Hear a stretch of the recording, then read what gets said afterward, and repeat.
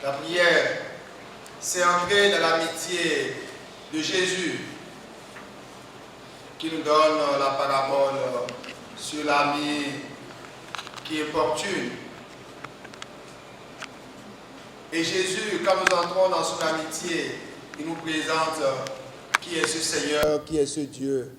Il est notre Père. Et la prière du Notre Père résume à elle seule tout l'Évangile. C'est la prière du Seigneur, c'est la prière dominicale. Et c'est ce Seigneur que vous et moi, nous avons cherché à connaître davantage durant cette année. C'est ce Seigneur que vous avez cherché, M. Wessou, à connaître, malgré les vicissitudes. La prière du Notre Père, chacun de nous peut la commenter et retrouvera là le miroir de l'Évangile. Frères et sœurs, sur quelles caractéristiques de la prière les textes de ce jour que nous avons écoutés nous éveillent-ils? Sur 3 caractéristiques que je pourrais relever. La première caractéristique, c'est que la prière est un combat. La prière est une lutte.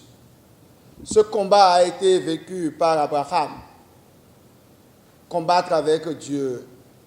Mais aussi, ce combat a été vécu par Jésus au jardin de Gethsémani. Si tu pouvais éloigner de moi cette coupe, non pas ce que je veux, mais ce que tu veux. Pour vous et moi aussi, cette année aura été un combat. Cette année aura été une lutte à la suite du Seigneur. Pour nous tous, la prière reste un combat quant au temps. Quelquefois, il nous arrive de vouloir faire les choses urgentes et d'oublier la prière. Et ainsi, nous rivalisons le temps du Seigneur avec le Seigneur du temps. La prière est aussi le combat de notre volonté avec celle du Seigneur. La prière, c'est aussi la lutte entre nous et l'esprit du monde, entre l'esprit du monde et l'esprit du Seigneur. L'esprit de Sodome et de Gomorrhe et l'esprit du Seigneur. Mais dans cette lutte entre la volonté de Dieu et la nôtre, nous devons considérer que c'est la volonté du Seigneur qui est notre bonheur. Et la volonté du Seigneur, c'est sa miséricorde, c'est sa justice pour chacun d'entre nous. C'est vrai que Abraham n'est pas allé jusqu'au bout, et peut-être même s'il était allé jusqu'au bout, Dieu détruirait Sodome et Gomorrhe. Parce que ce n'est pas Dieu qui détruit Sodome et Gomorrhe, ce sont les actes que Sodome et Gomorrhe posent, qui constituent en eux-mêmes la cause de sa destruction. Mais le Seigneur, il reste miséricordieux, et sa miséricorde précède toujours sa justice. Sa miséricorde s'exerce au moment même de sa justice. Certes, il a détruit Sodome et Gomorrhe, mais il a préservé le juste, Lot et sa femme. Dans notre prière, sollicitons toujours la miséricorde du Seigneur et disons-nous, à partir de l'expérience d'Abraham, qu'il n'y a jamais de prière perdue. Mieux, quand nous prenons du temps à la prière, cela ne sera jamais du temps perdu. Surtout que les temps où nous sommes, les épreuves que chacun de nous traverse dans sa vie requièrent de savoir se confier au Seigneur. Et je nous remercie tous, pour tous qui avez eu du temps durant cette année, d'oser ce combat avec le Seigneur dans la prière et dans les divers moments de prière que nous vous avons proposé. Mais ce qui rassure dans ce combat, ce n'est pas le combat, ce n'est même pas la victoire à la fin du combat. Ce qui nous rassure, c'est la figure qui émerge dans ce combat. Ce n'est pas la figure de n'importe quel Dieu, ce n'est pas la figure de n'importe quel Seigneur, c'est la figure d'un Père. Et donc nous sommes ses fils. Prier, c'est entrer dans l'amitié de Jésus. Et c'est suivre l'exemple de Jésus. Tout Dieu qu'il est, il trouvait le temps d'être en communion profonde avec son Père. Prier, c'est s'ouvrir à l'Esprit qui prie en nous et qui nous aide à dire « Abba, Dieu est Père ». Entrer dans la communion trinitaire et célébrer la gloire de Dieu. La deuxième caractéristique de la prière que je voudrais vous proposer est celle de la demande. La prière est une demande. Un disciple s'approche de Jésus parce qu'il a vu prier. Et il lui a dit, Seigneur, apprends-nous à prier comme Jean-Baptiste l'a enseigné à ses disciples. Cela veut dire quoi? Cela veut dire que la prière crée une nouvelle communauté. Ce n'est plus la communauté juive, c'est une nouvelle communauté. L'Église qui naissait ainsi. L'Église est le lieu de la prière. C'est le lieu où nous allons pour rencontrer le Seigneur, pour prier. Ce n'est pas le lieu d'autre chose. C'est la porte du ciel sur notre terre. Et nous avons tenté à notre manière, avec nos limites, de faire en sorte que notre école ne soit pas simplement une école de foi, mais aussi une école de prière. Et chacun de nous, selon sa disponibilité, en a fait l'expérience. Et nous avons écouté dans la première lecture Abraham qui a fait des demandes audacieuses au Seigneur face aux structures du mal, l'arme la plus puissante que nous ayons, qui ne nous dispense pas de l'action, mais qui précède l'action, qui accompagne l'action et qui se poursuit après l'action. Face au mal, c'est la prière. La prière comme arme face au mal, c'est-à-dire se tenir en présence du Seigneur. Et nous vivons aujourd'hui plus que jamais. Nous vivons les temps de Sodome et de Gomorrhe, où l'homme se détourne de son Seigneur, où l'homme se détourne des lois les plus naturelles. C'est ce qui avait détruit Sodome et Gomorrhe. Nous supplions le Seigneur, comme Abraham, de ne pas détruire Sodome et Gomorrhe à cause des justes que vous êtes, je l'espère. Le Notre Père est une prière de demande. Et dans le Notre Père, nous avons 7 demandes. 3 adressées au Père, à Dieu, et 4 adressées pour nous-mêmes.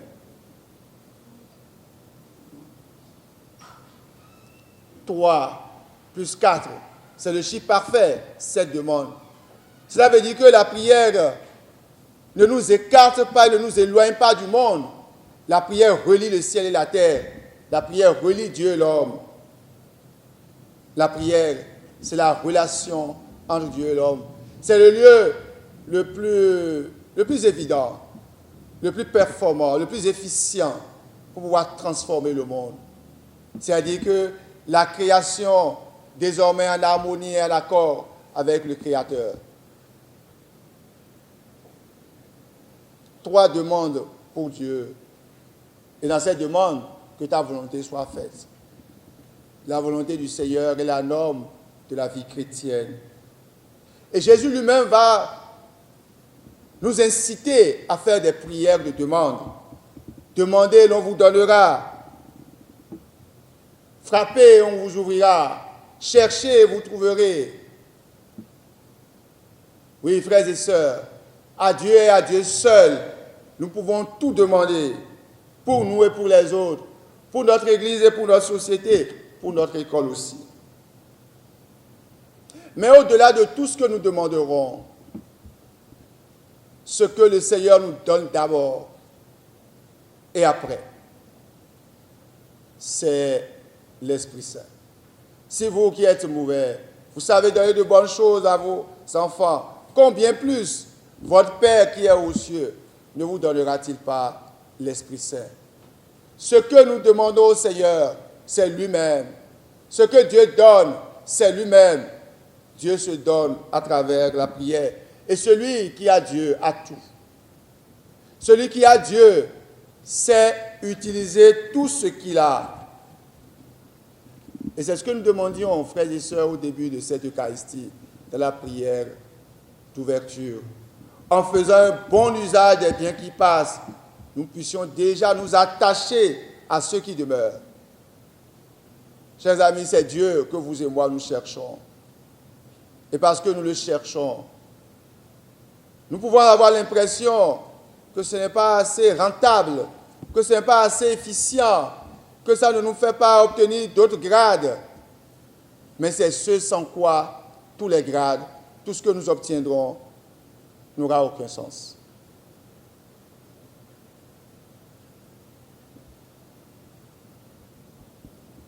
Jésus nous recommande donc de demander au Seigneur. Et nous demandons au Seigneur Dieu lui-même, et qui a Dieu à tout, parce que nous regardons désormais les choses du monde sous l'angle de Dieu, sous l'angle du Créateur, sous l'angle du Fils, sous l'angle de l'ami. La prière nous insère dans la communion trinitaire et nous avons cherché à comprendre quelque chose de ce mystère de la Trinité. Nous avons cherché à comprendre la relation entre Dieu et l'homme, entre le ciel et la terre, entre la contemplation et l'action. Nous avons cherché à comprendre quelque chose du mystère de l'Église qui est porte du ciel. Avons-nous réussi? Au moins, nous avons le mérite d'avoir commencé. Et il nous faut persévérer. Il faut persévérer dans ce que nous avons commencé. Et c'est le troisième point. La prière est persévérance. Il faut le courage d'Abraham, sa persévérance. Il aurait peut-être pu aller plus loin en demandant s'il y avait un seul juste. La prière est une persévérance pour cet ami qui vient voir un autre ami et qui insiste. Prier sans cesse. La seule chose dans les Écritures où on nous a demandé de la faire sans cesse, c'est prier sans cesse. Parce que le reste, on ne peut pas faire ça sans cesse. On ne peut pas manger sans cesse. On ne peut pas travailler sans cesse. On ne peut pas faire cours de théologie sans cesse. C'est pour ça qu'on va en congé et en vacances. Mais la prière, en mangeant, en dormant, je dors mais mon âme veille, en travaillant, tout cela peut devenir prière, c'est-à-dire quête de Dieu, recherche de cet ami, comme le dit le Cantique des Cantiques. Avez-vous vu celui que mon cœur aime? C'est le Seigneur. Comme un cerf altéré cherche l'eau vive, ainsi mon âme te cherche, toi mon Dieu. Et alors, frères et sœurs, quelle prière vous et moi pouvons-nous élever aujourd'hui vers le Seigneur, mieux vers notre Père?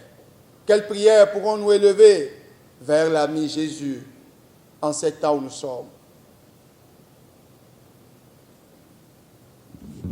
Demandons d'abord et avant tout la grâce de la prière.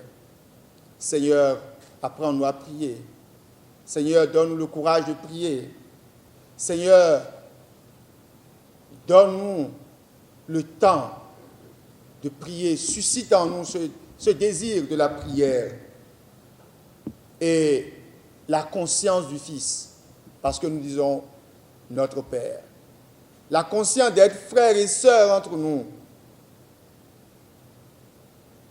Que pouvons-nous demander au Seigneur, frères et sœurs? Le don de sa miséricorde pour nous-mêmes, pour ce qui n'a pas été beau et rose durant notre année, pour ce qui n'est pas bien dans notre vie. Saint Paul le dit dans la deuxième lecture, que sur la croix, il a annulé le document de notre condamnation. Et pourquoi vous cherchez encore à annuler d'autres documents fictifs ou d'autres documents que vos grands-parents auraient écrits pour vous? Le Christ l'a déjà annulé. À moins que vous-même, vous soyez allés chercher d'autres documents en dehors du Christ. Demandons le don de sa miséricorde pour nous-mêmes et l'annulation de nos dettes, parce que sans lui, nous ne pouvons rien.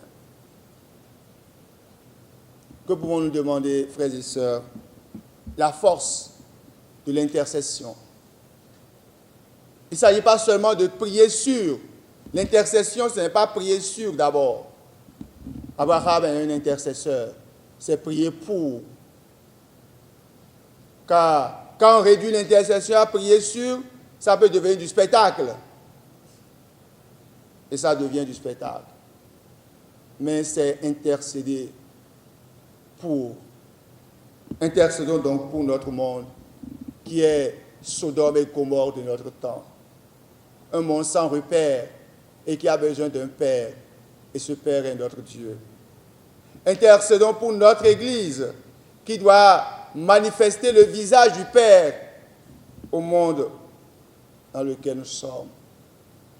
Intercédons pour notre pays, pour que nous retrouvions l'esprit de frère. Le premier mot de notre devise, c'est fraternité.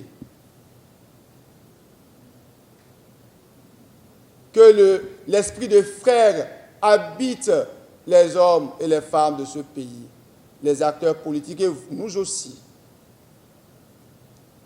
Prions pour notre école. Prions pour chacun d'entre nous. Confions au Seigneur nos intentions. Et c'est notre mission. C'est peut-être la mission que le Seigneur vous assigne pour vos vacances. Une mission de prière. C'est la mission que le Seigneur vous assigne, M. Wessou Kalis. Que le Seigneur accorde à chacun de nous la grâce de devenir des hommes et des femmes de prière.